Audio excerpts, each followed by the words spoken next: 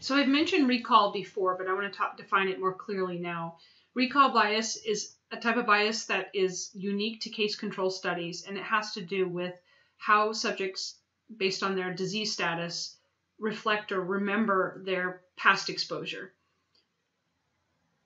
Depending on the disease status of the individual, he or she may over or under report their potential exposure to factors, and that in itself can affect the overall measure of association. The most classic example of recall bias has to do with exploring or understanding birth defects. And what happens is that women who have children born with birth defects may most likely tend to think through more closely and in more detail of their exposures while they were pregnant compared to women who have children born without birth defects. So this is a known problem in studies having to do with birth defects, and it also occurs with other kinds of case control studies as well. Now I want to discuss briefly what confounding is, and in a future lecture I will go into confounding in much greater detail, but it's important that I introduce it now as I discuss matching. So a confounding variable is a factor that's associated with both the risk factor that we're interested in studying as well as the disease that we're studying. However, the confounder itself is not associated with the causal pathway between the risk factor and the disease itself. So when we match in a case control study, and we often do, our purpose in doing that is to control for some sort of confounder, which it feels has some influence on both the exposure and the outcome, such that if we don't control for it, then we're going to end up with a measure of association between disease and exposure that's either biased away or toward the null. A confounder is viewed as a factor then that distorts the association between our risk factor and our disease. And so oftentimes we match on those variables, and in a lot of case control studies you'll see they match on multiple factors that again are viewed to be potential confounders. Now there are various approaches for matching. The one approach could be a group approach, which is essentially matching cases with controls according to a frequency or a proportion of a selected characteristic. So for instance, if in a case control study you want a group match on gender, you would determine the proportion of, say, females among your cases, and then group match a selected group of controls by having the same overall proportion of gender. But you're not matching each case with each control in that scenario. In contrast, you can do what is called individual matching, and here you're matching each case with each control based on a particular factor. So going back to the age example, there you would match a female case with a female control. The choice between group and individual matching often has to do with the level of data available, as well as a need to retain the cases as much as possible. One problem can occur with individual matching, which has to do with losing cases because of the inability to identify a control with the same characteristic. Now, problems with matching in case controls essentially have to do with oftentimes researchers are attempting to match on too many characteristics, and that then leads to too few cases for the study to have any sufficient power to detect any measure of association. Matching can also be time-consuming if we're going out and attempting to collect variables to match on. And then, as I said, cases that are unsuccessfully matched are ultimately discarded from the analysis. Analytical problems associated with matching have to do with how to appropriately analyze your data because you have matched data. And because the data are now matched on a characteristic, those pairs share that factor, and so the pairs are no longer independent of each other.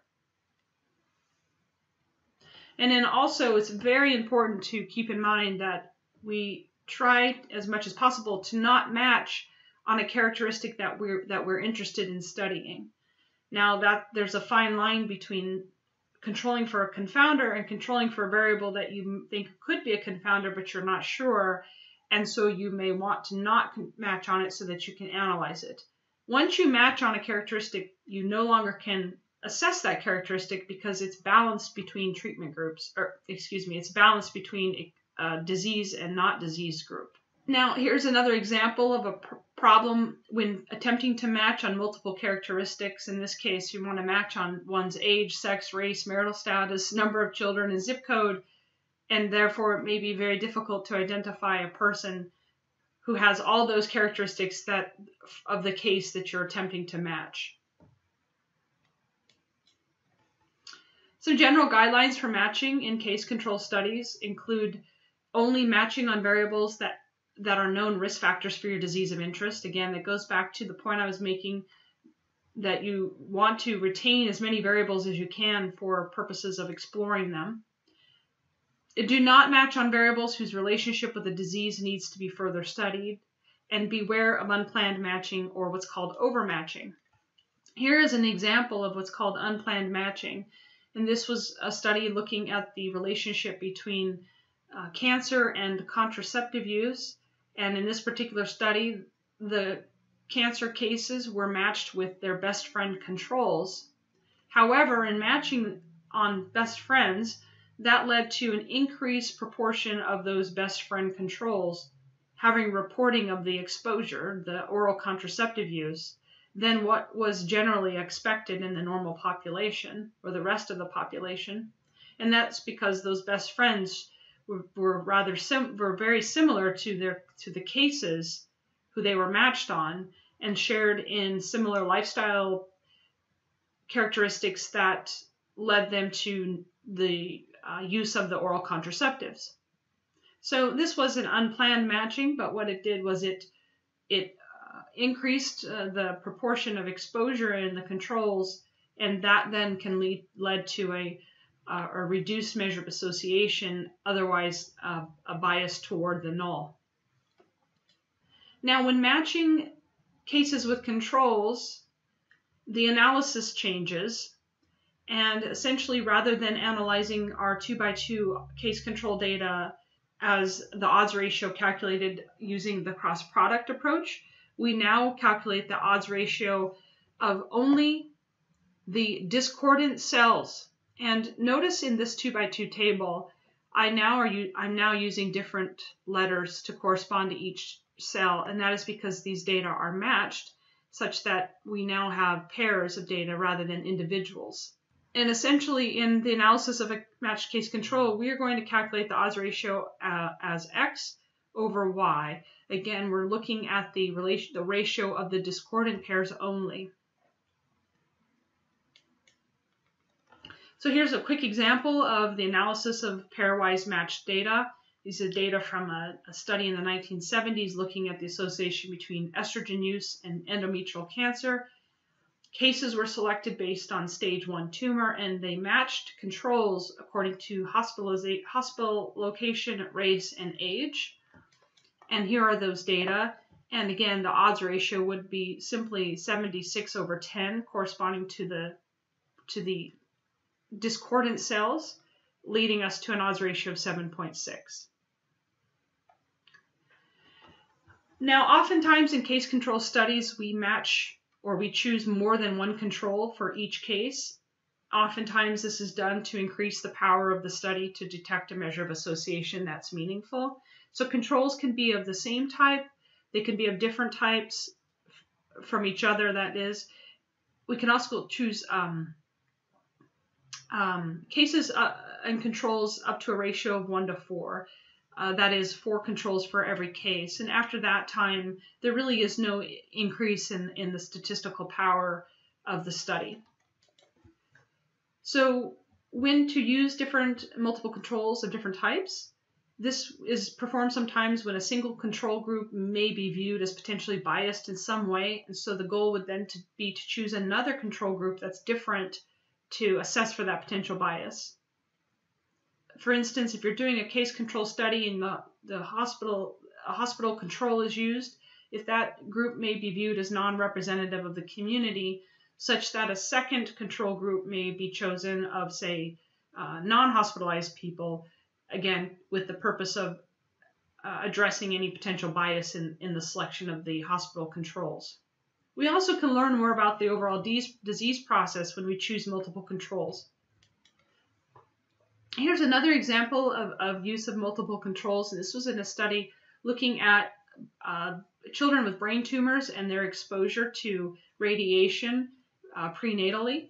And here the study used two types of controls: a normal control consisting of children without cancer, and a cancer control consisting of children with other kinds of cancers than the brain cancer or brain tumor. And that led to a study that allowed researchers to look at the disease process as well as to control for, as well as to include a control for comparison purposes.